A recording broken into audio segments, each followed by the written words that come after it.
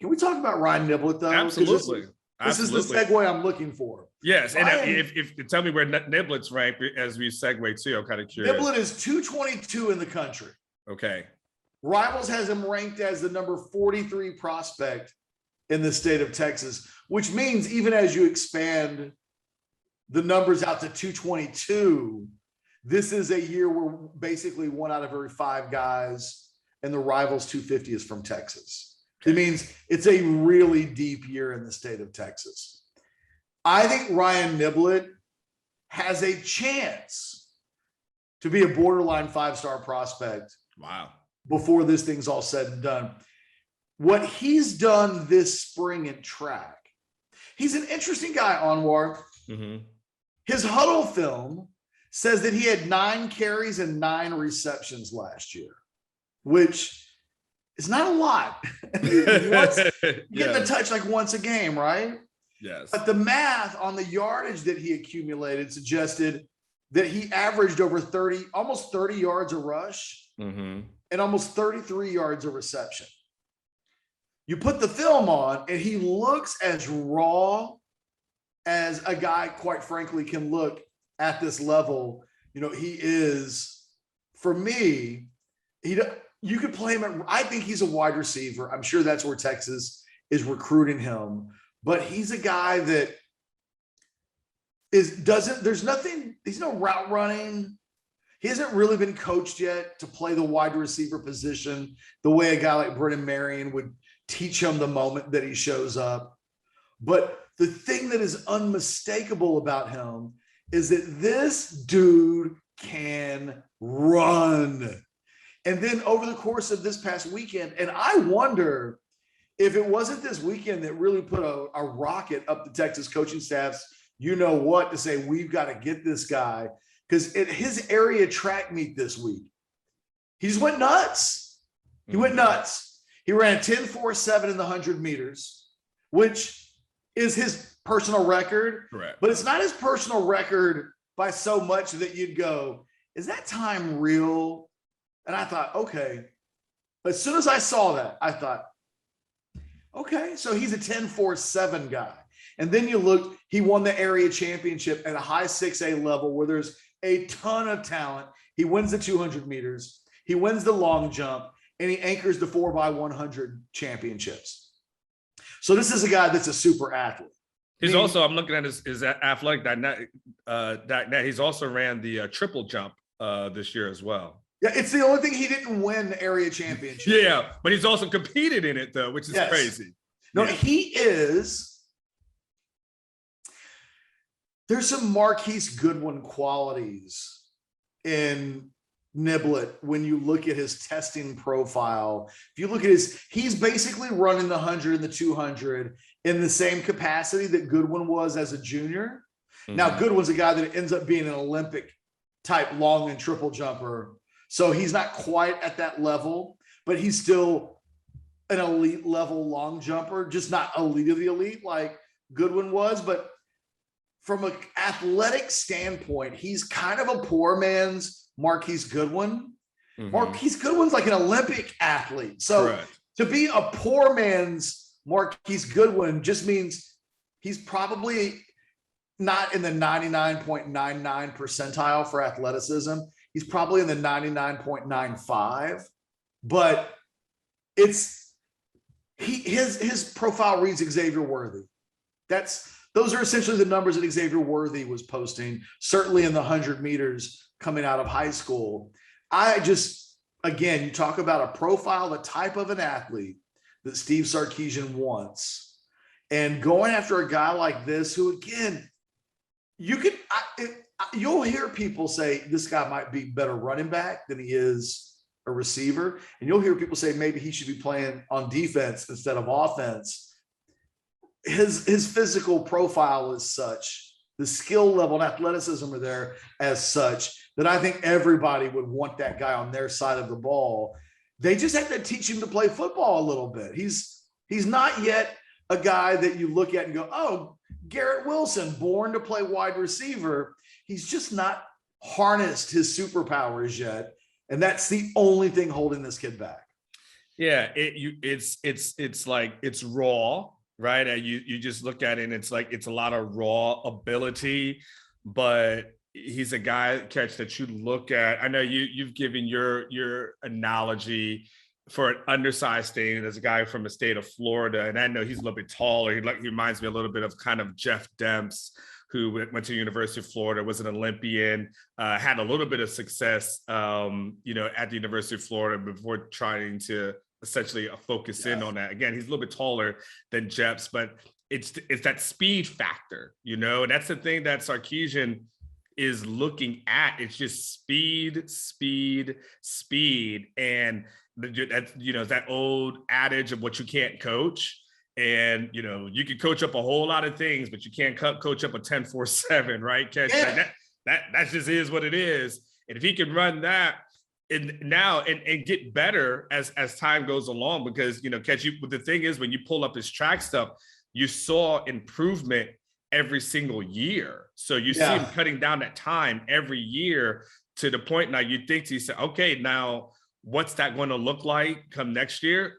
So you see tons of speed. You see Rolf. I know you said he can play potentially cornerback. I would love to see him as a slot receiver, though. Catch, just I think that would be a really great position for him. But again, it's just Brendan Thompson, speed. You talk about this guy, speed. It's just Xavier Worthy, speed. You see it, Catch. It's when you start looking about what's the formula, what's the mold. We talked about this before, Catch. There was a time where Tom Herman wanted, for the most part, big-bodied receivers, right? He wanted the Colin Johnsons of the world, little Jordan Humphreys of the world. Devin Duvernay was a little bit smaller, but that kind of, that was a Charlie Strong thing that kind of happened.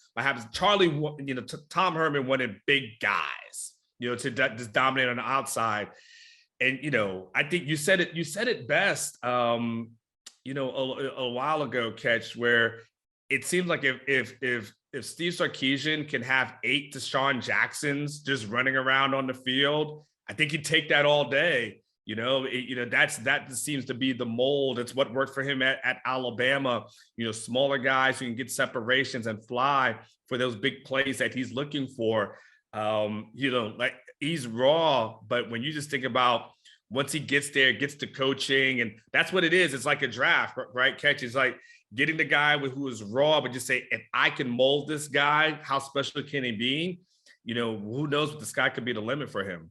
Yeah, I said he's a guy that could potentially be a 5-star prospect because he's so athletic and has so much speed, and we've identified it. To me, he's like a national, and he's ranked 222. That's going up. Like, he's going to be a national top 70 player. You watch his film, he looks like a guy that runs like a 10-4-7. He's one of those guys that you're like, nobody comes close to ever laying a glove on him when he actually gets the ball in his hands. And, it's a matter of when you watch film, what number do you slap on what your eyeballs are telling you? And sometimes it can be deceiving to know that he runs a 10-4-7 and then to watch the film. And then you're like, oh, okay, totally see it. The film's not juiced up a little bit. It's not running at 1.2 speed. This dude can scoot, and he can scoot at a level that most guys merely can't. Like you said, can't teach 10-4-7. And that he's doing this in his junior year in track does lead you to hope that you're talking about a guy that develops into, he's elite now. Yeah. How much better he can add to that only enhances. We talked about this with Evan Stewart a lot last year. There gets to be a point where, as an overall athlete, your numbers are such, you're such a great athlete, some of the other stuff just doesn't matter. I think Niblett's kind of in that territory. Now, look, there's risk that comes with him. You mentioned Demps. I was thinking of a guy like Deshaun Hales, who's slightly before you, Anwar, but same build, same athletic profile, same kind of, he was listed as an all-purpose back when he was recruited by rivals. And you didn't know whether that meant he was going to play some running back, play some wide receiver. And in the end, he was kind of an end-around guy, but they never were quite able to take all that athletic package and turn it into high-level functioning wide receiver at the collegiate level. And that's probably the test with Niblett a little bit, is that, there's no nuance to what he does in high school right now. They occasionally, once a game, throw like a little flare out into some space, and then he catches it and he just runs through it. It makes me wonder why he's not touching the ball every time.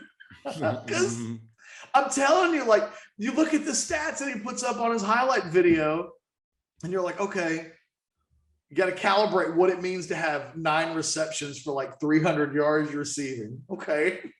And then you watch the plays and you just go, oh, they just get him the ball and then nobody catches him. And so there's a little more to it at the next level.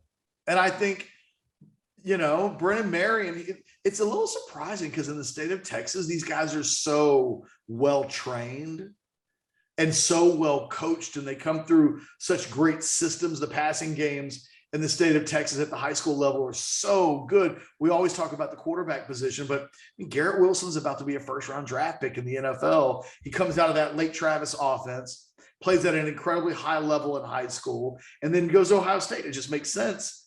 That's not who this guy is. This guy's so the downside is he could be Deshaun Hales. Mm-hmm. The upside is, I think you said the exact right name. He could be Deshaun Jackson. And if you're any coach in the country, you'll gamble that you can make that guy go right. Well, yes. If you're telling me I can play this thing and I've got a 50-50 chance of hitting the lottery, like not one in whatever. Yes. You tell me 50-50, hell yeah, I'm taking that. Let's go. I will coach him. Catch. Wait, I looked at his track times, Catch, and you see the progression. So you look at in 2020, his fastest time was 11.17. 2021, it was 10.94. 2022, 10.47.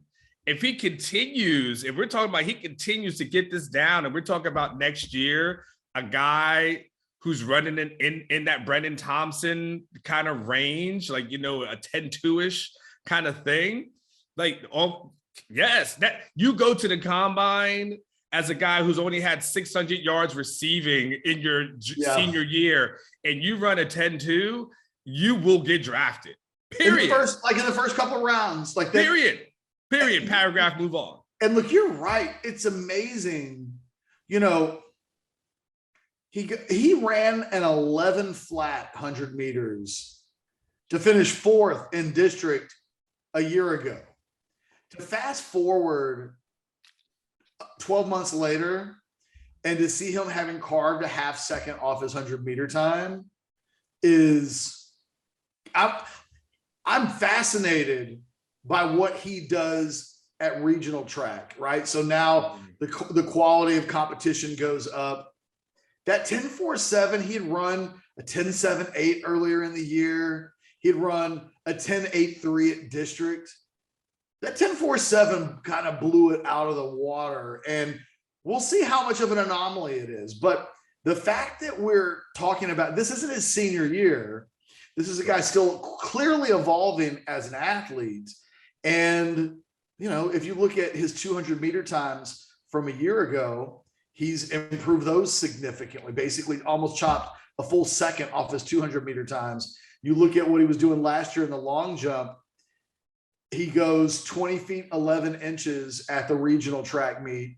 And this year he's about almost 2+ inches of improvement, which is significant. He's a guy that's getting better as an athlete. And like I said, I don't think it's an accident that the coaches got a commitment from him essentially the day after he did all of this. I'm sure they saw that, and it turned to, this is a guy we had to make sure we're in it with, to this is a guy we have to get. And that they went out and secured his commitment on Saturday is no small thing. So I think the Longhorns ended up having a lot of success this weekend. The commitments of both Niblett and Wisner boost up that offensive skill position talent even more. And it probably allows them to narrow their focus on the guys at that position that we know are their number one targets. Onward they go, but really, really nice commitments for the Longhorns this weekend. Yeah, Catch. And last thing I would say too, just to add on to it and just to kind of put my ribbon and bow on it, you know, from a Texas perspective, when you've seen A&M having the success that they've been having recruiting wise, I think Texas kind of needed a little bit of a jolt, you know, in that recruiting department, a little bit of electricity, a little bit of a buzz to kind of negate what they've been doing over in College Station, and a lot of guys who've been very interested in that program. So being able to, you know, get that and just say, hey, you know, don't, we're still here. You know, we're still playing our game and still have guys, you know, commit, even though you still have plenty of time. You know, that A&M recruiting buzz is hard to ignore. And so being able to put up, you know, get some guys who are, you know, elite guys who have a lot of potential, I definitely think helps. One last thing on Niblett, I've noticed that early in the year in 4x1, he was the leadoff guy in their relay team. Mm-hmm. And since district, he's been their anchor, and they're running it like a second and a half. It can't all be the fact, but you can tell they thought he was an 11 flat guy in the beginning of the year, and he's worked his way into being the anchor of a area best 4x100 relay team. That's going to be a fun dude to keep an eye on. Look, for Anwar Richardson and myself, reminder, Underdog Fantasy, the best in fantasy football. They take away all of the pain in the ass stuff and make it as easy as possible so that you can win some money. You can scratch that itch. We love them for partnering with us over at Orange Bloods. We'll talk to you tomorrow. Later.